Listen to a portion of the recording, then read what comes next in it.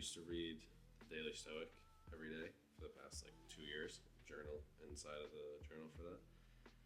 But I wanted to change it up because one of my goals for this year was to just create more wisdom and use some of the thoughts that I have and some of the information I already have and really kind of create my own thought process behind it and break it down a little bit deeper as opposed to just like reading what somebody else is saying. I think that that's a great place to start. But now that I've done it for so long, I think having the opportunity to just take this time in the morning to write about like what I think it means is super important. So I've been doing that since probably a couple of days before New Year's, and it's enjoyable because I have this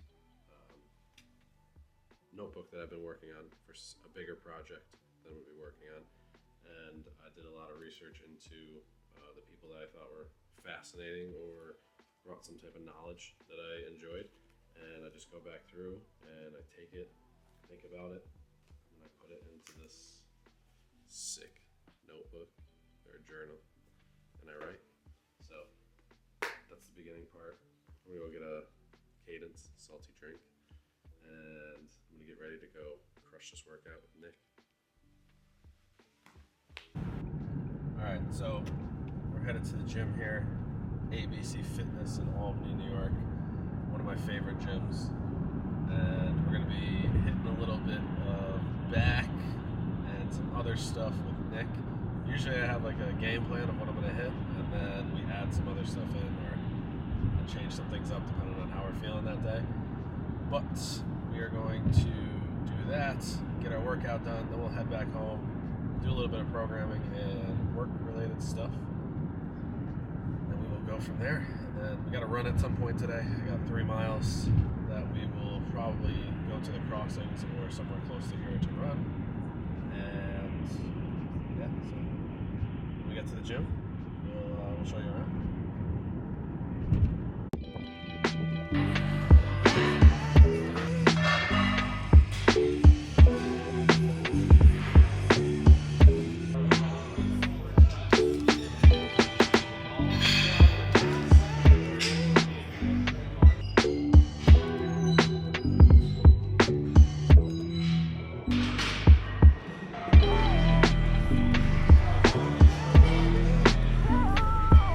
It's a mystery.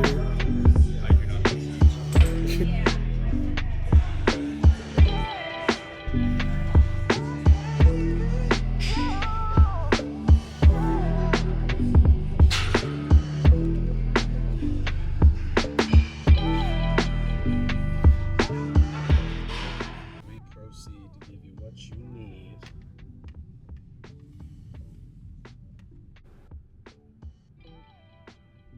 We're here at the crossings, second part of the training session today. We got a 3-mile run.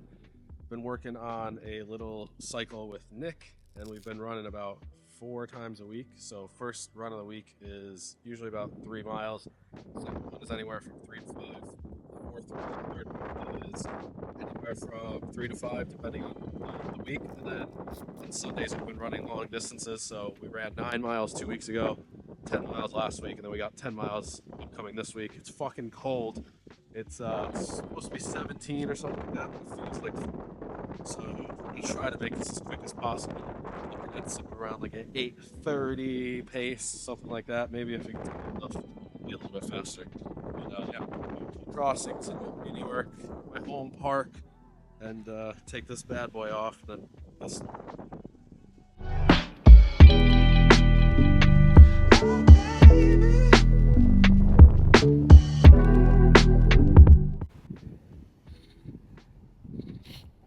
23:59, 8-minute pace because it was fucking cold. Oh, that was good though. It's fucking windy, my hands are frozen. I got halfway through and the wind started, literally, there was tears in my eyes and they were freezing on my cheek. But we did it, we got it done. Woo, let's go. All right, that was brutal. The wind was terrible. I'm a little bit more relaxed and warm now, but at 3 miles. He's done the running a couple ways. One was splitting up 2 days in the week and trying to get like all the mileage that I wanted to.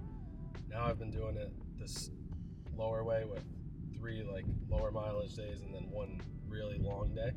So I've really enjoyed it, and last week we ran 10 miles and that was the longest I've ever run in my entire life. And we did it in under an hour 30, which is really good because the longest I'd obviously have to run would be 13 miles. Yeah, so I'm really enjoying the running. I'm enjoying the layout of it, the way that we're doing it, and having Nick to run with. So shout out to Nick if you watch this. But having him has been fun to be able to run with and have a pacing partner and just have somebody when it fucking sucks. And obviously with New York upstate, it's cold, but we're getting through it.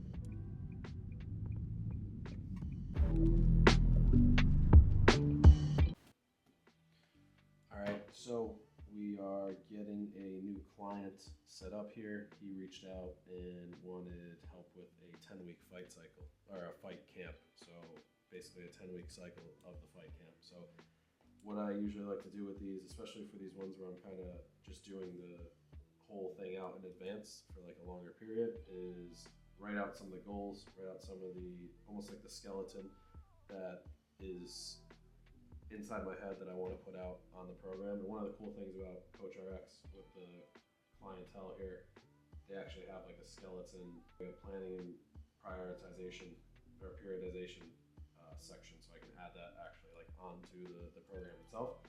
So what I like to do first is just take some time, think about what I want it to look like, write it out, because on paper I can make, you know, scribbles and it's a lot more customizable on the paper. And then from there, once I have this product finished, I'll do it by, usually, depending on the person, I usually like to do like 2-week microcycles in that 10 weeks. So we'll start off with like 2 weeks, 2 weeks, 2 weeks would be 5 different little microcycles. And obviously as we get closer to the fight or the fight camp, end of it, we will increase the intensity, make sure we're hitting all the little things that we need, increase the aerobic capacity and the anaerobic conditioning, and really specialize the strength work so he's getting what he needs. So right now I'm just starting this process, just kind of going over the initial skeleton, going back into some prior programs that I use, and just kind of getting some inspiration from that, and then putting this whole thing together. And then I will, once I finish with that, I'm going to start writing it out actually on the